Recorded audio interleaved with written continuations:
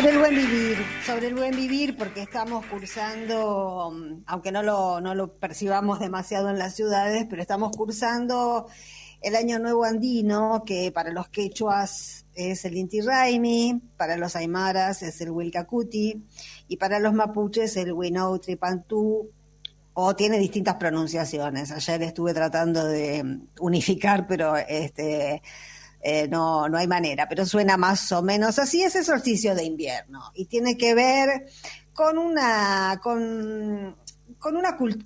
diversas culturas, porque no es una sola, con diversas culturas que están unificadas por mantener un vínculo y una cosmología y una cosmovisión totalmente vinculadas y sostenidas en los ciclos de la naturaleza, ¿no? Nosotros por ahí, qué sé yo, el 21 de septiembre festejamos que llega la primavera y nos imaginamos, bueno, que es el momento del año para poner alegrías del hogar en el balcón. En estos territorios, en todos los territorios andinos ancestralmente, bueno, justamente, mira, el 21 de septiembre, que es una festividad que un poco se abandonó, es el día de la mamaquilla. Así como hay un día del Inti Raymi, que estamos cursando ahora, el solsticio de invierno, que tiene que ver con el sol, el 21 de septiembre está asociado con ese personaje, con la mamaquilla, que era la que le correspondía al Zampa Inca, que era la gran figura del poder entre los incas. Era el Inca, el Zapan Inca, pero estaba complementado con la mamaquilla. Y este concepto de lo complementado es fundamental, ¿no? Yo lo que quiero es, con todo esto, es entrar un poquito a la idea del buen vivir, que la hemos escuchado muchas veces, y no como algo, no quisiera comentarlo como algo, digamos, anecdótico, o como algo, como siempre hemos tratado nosotros a los pueblos originarios, un poco para la foto con la llama, olvidándonos por nuestra propia ignorancia, que ahí había un saber del que nosotros carecíamos. Y bueno, la pandemia nos encontró con una especie de saturación del planeta, que eso no se aligeró, eso es un debate que sigue dándose y que sigue sumando, que incluso el otro día escuchaba la presentación de Carlos Raimundi, nuestro representante en la OEA, que justamente estaba haciendo eje en esto, en si la pandemia no es acaso, que no es una hipótesis que esté descartada, un síntoma del agotamiento del planeta por la producción a gran escala, y porque hay debilitamiento de las barreras de seguridad que tenía el planeta antes. Eso es una respuesta que todavía no tenemos. Es importante lo de lo complementario, porque forma parte del buen vivir, de esa concepción del buen vivir. Ayer estuve consultando un centro cultural del Cusco para tener una idea más o menos, porque sobre estas cuestiones hay muchos interlocutores y las cosas, bueno, no son unívocas, ¿no? Son diferentes versiones, pero para tener una referencia, y efectivamente lo que decían en ese centro cultural vinculado y desprendido del Inti Raymi, la festividad del Inti Raymi ayer en Machu Picchu fue algo monumental, realmente era un espectáculo para ver. No vi Argentina, no sé quién, pero vi el Inti Raymi en el Cusco y la verdad era maravilloso. Lo que dicen ellos es que los conceptos de macho y hembra, y esto hilvana un poquito con el género, son dos posiciones cristianas que llegaron con los colonizadores. Antes de que llegaran los blancos en este continente, en el continente precolombino, existían los lados femeninos y los lados masculinos, y existían además más géneros, no solamente el femenino y el masculino. Existían como 5 géneros distintos que incluían también lo que ahora podríamos llamar trans. De modo que es una concepción que no es angosta, es ancha. La concepción precolombina y la concepción indígena en los Andes es digamos, incluye muchas cosas que nosotros creemos que las descubrimos hace poco. Y en realidad ellos las concebían hace siglos.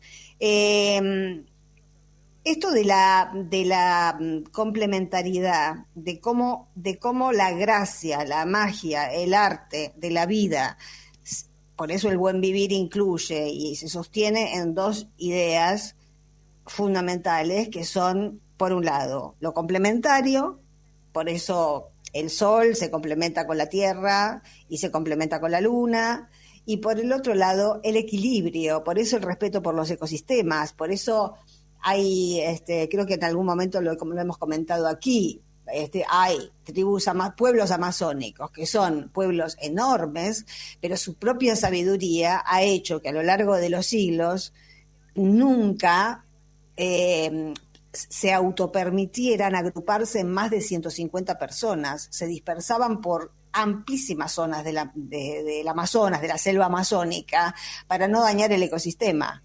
Eran muchos, pero tenían que vivir de a pocos para no dañar el hábitat, porque el ser y estar, esto ya sería Kusch, ¿no? Rodolfo Kusch, pero el ser y estar es una sola cosa para la mentalidad indígena. La persona y su paisaje son inescindibles. Por eso es ese respeto reverencial. Si estas civilizaciones y estos pueblos hubiesen estado al comando del mundo y no sojuzgados y no masacrados y no puestos en un lugar de subalternidad, casi en algunos lugares de semiesclavitud, el planeta nunca hubiese llegado al nivel de agotamiento en el que estamos. Pero yo quería, de alguna manera, para referenciarme, volver a dos o tres conceptos que están en un documento al que yo he vuelto varias veces y que la verdad lo recomiendo. Es el discurso de Asunción de David Choquehuanca, en noviembre del año pasado, cuando asumió como vicepresidente de Arce, después del golpe. Porque Choquehuanca es realmente una mauta, es un sabio, es alguien que conoce a la perfección. No todos los miembros de los pueblos originarios conocen la cosmovisión de su propio pueblo. El propio Rodolfo Kusch, que es de nuestros filósofos, uno de los que más ha estudiado, Kusch estudió filosofía en la Facultad de Filosofía y Letras y estudió, como todos los estudiantes de filosofía, a todos los filósofos europeos, orientales, hasta que se preguntó, bueno, vivo en América, debería conocer qué hay atrás del pensamiento de los pueblos de esta región, y entonces, bueno, se fue a vivir a Jujuy, a Maimará, y tenía informantes, que son los amautas, tenía informantes que le comunicaban esos saberes, que son saberes de los sabios, son saberes que no tienen los habitantes comunes y corrientes, como tampoco en nuestra civilización todos sabemos todo. Hay gente que sabe más de cada cosa. Bueno, entre los pueblos originarios también hay algunos que saben más y que son los guardianes de esta cosmovisión. Y Choquehuanca es uno de ellos. Que además es vicepresidente de Bolivia. Entonces, cuando asumió, a mí esta parte del discurso, estamos hablando tanto de comunicación y de que no nos podemos comunicar y de que no solo en términos de periodísticos, sino que nos resulta difícil la comunicación entre las personas en nuestra civilización. No sabemos, usamos Tinder, mucha gente usa Tinder, yo no. Pero sí, no sé por qué me metí en esa, no. Pero hemos como naturalizado no ahora por la pandemia, hemos naturalizado incluso antes de la pandemia que es difícil conocer gente, ¿no? Que es algo que se nos pasa a nosotros por nuestra cultura. No hay mucho antecedente de culturas que se hayan que hayan desarrollado la problemática de que es difícil comunicarse con otro. Choquehuanca empezaba en el segundo párrafo de su discurso, cuando asumió, con el permiso de nuestros pueblos, con el permiso de todos los presentes y no presentes en este hemiciclo. Ese permiso de los no presentes es una marca de su cosmovisión, porque habla para los que están y para los que ya se fueron o no están. Hoy quiero compartir nuestro pensamiento unos minutos. Es obligación comunicarnos, obligación de dialogar, es un principio del vivir bien. O sea, ahí ya tenemos uno de los primeros principios del vivir bien, que es la comunicación. Y no cuesta mucho darnos cuenta cuánto malestar sentimos nosotros en este momento con todo lo que está pasando con la comunicación. Esto nos provoca un malestar permanente, no solo por una cuestión política, es por una cuestión ontológica, te diría, ¿no? Que es un malestar existencial el que tenemos de tener que estar desconfiando de lo que nos dicen porque no sabemos si nos están usando para mentirnos. Todas estas interferencias en el decir público provocan un malestar que en el vivir bien no debería existir. Uno debería saber quién habla y por qué habla, digamos. Los pueblos de las culturas milenarias, de la cultura de la vida, decía Choquehuanca, mantenemos nuestros orígenes desde el amanecer de los tiempos remotos. Hay otro concepto que desarrolla, mete muchas palabras que no sé ni qué quieren decir, el aini, la minca, la tumpa, nuestra colca, bueno, cosas que yo no sé, hasta llegar a un concepto que sí es más difundido y que es central, que es el ayllu. Ayllu, dice Choquehuanca en ese discurso, no solo es una organización de sociedad de seres humanos. Ayllu es un sistema de organización de vida de todos los seres, de todo lo que existe, de todo lo que fluye en equilibrio en nuestro planeta o madre tierra. Esta idea de Ayllu es central porque es lo que permitió que Bolivia, en el gobierno de Evo Morales, incluyera en su constitución a la naturaleza como sujeto jurídico. Lo mismo que había hecho Correa en la Constitución del Ecuador, y sobre eso escribió el libro Zaffaroni, La Pachamama y el Humano.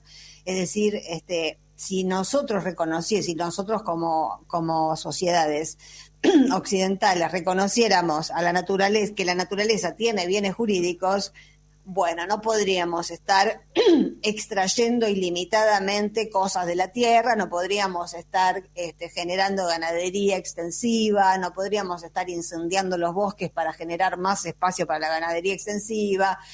Seguramente no hubiese existido el mercado de Wuhan, en los términos en que existió, que estaba pegadito a cientos de kilómetros de lugares donde se practicaba la ganadería extensiva. Entonces hay muchas fallas en nuestro planeta que tienen que ver con la manera en que producimos y también con las cosas que necesitamos, que creemos que necesitamos. Hay también a ver cuál era la otra palabra, en esta, bueno, sigo con el ayllu, en esta idea de, el más adelante, que no lo voy a buscar ahora porque no lo voy a encontrar, pero habla de la Hiwasa, que significa, y esto es tan profundo, que yo no sé por qué no los tomamos más en serio, sinceramente, me parece, que Hiwasa significa no soy yo, somos nosotros. Es un concepto central para todos los pueblos andinos. No soy yo, somos nosotros. No existe, dice en el discurso Choquehuanca, el Hiwasa es la muerte del egocentrismo y la muerte del antropocentrismo. Con el Hiwasa no podemos pensar el mundo a partir de lo que nos conviene a los seres humanos. Tenemos que pensar a partir de lo que le conviene a todo lo que nos rodea. Y para pegarle la vuelta final, no es casualidad que, tomando el concepto de ayllu, ¿no?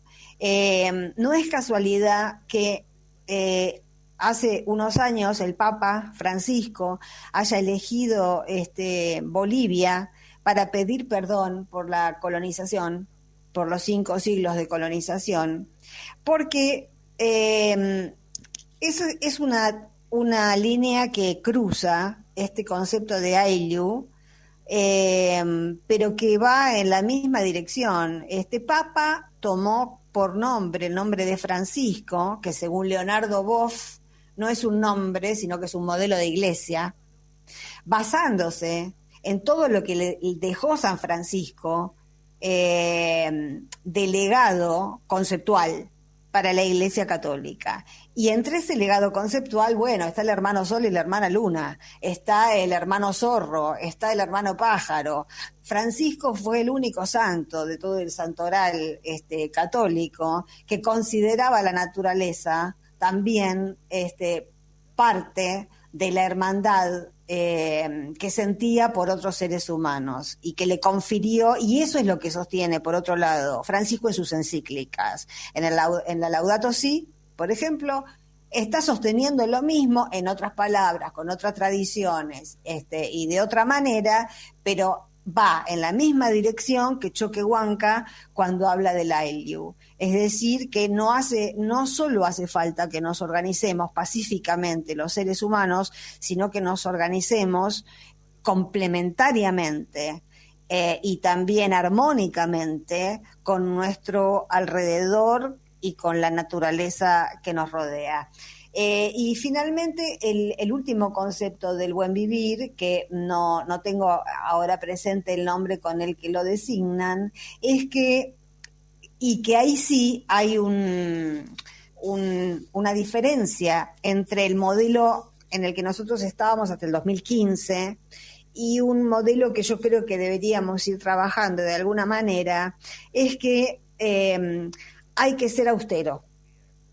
Y nosotros veníamos con un concepto distinto, hay que consumir, porque hay que diferenciar la necesidad de tener un consumo interno que se provea de lo necesario y que alimente a la industria. Eso es un concepto económico. Pero ese consumo interno no debe parar con el primer aire acondicionado. No es posible seguir alimentando ese consumo interno indefinidamente para seguir acaparando aparatos y acaparando cosas y no parar de tener nunca. Hay un momento donde las necesidades deben parar, que eso es lo que sostiene el buen vivir. Hay que tener lo necesario y ser feliz con eso.